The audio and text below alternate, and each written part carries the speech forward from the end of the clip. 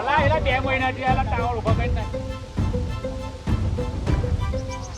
ના પછી અમારે કલેક્ટર સાહેબ કોઈ જવાનું છે લેખિત લઈને કે ભાઈ આ જે દસ્તાવેજ પુરાવા આપ્યા એમને કે 1 સ્ક્વેર મીટરના 1695 2016માં કલેક્ટર સાહેબ એ તો બરાબર જ છે, અમે બી માને. મને જેટલું કંપનીએ નક્કી કરેલું હોય કે ભાઈ આટલું વર્તન છે.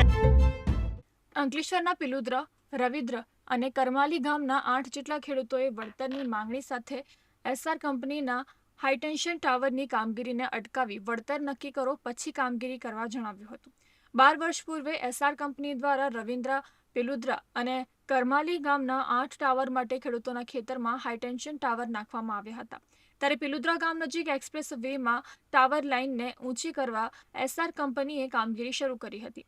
આજરોજ એસઆર કંપની દ્વારા પોલીસ બંદોબસ્ત સાથે પિલુદ્રા ગામની સીમમાં ખેડૂતોને નોટિસ કે જાણ કર્યા વગર ટાવર ખસેડવા માટે કામગીરી કરવામાં આવી પહોંચતા જમીન આપનાર ખેડૂતો સહિત સ્થાનિક ખેડૂતો સ્થળ પર દોડી આવ્યા હતા અને કામગીરી અટકાવી દીધી હતી અને વળતર નક્કી કરવા જણાવ્યું હતું. ખેડૂતોએ અંકલેશ્વર પ્રાંત અધિકારી અને મામલતદારને પણ રજૂઆત કરી હતી. મૂલ્યાંકન છે એ અમને આપો, એ હિસાબે અમે એમને રોક્યા છે.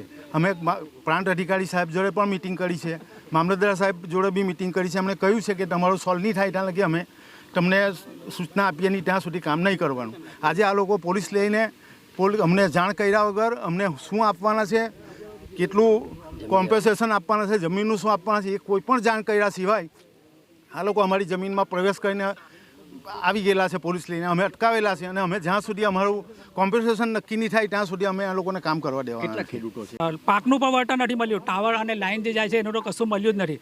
હવે વળી પાછા આ ટાવર ખસેડે છે અને એ જ ફરી પાછો વચ્ચેથી જાય છે. આટલું લાંબુ એ લોકો વળતર શું આપશે એ ચોખ્ખી વાત કરતા નહીં, ખાલી હાથ પર લખાઈને બતાવે છે.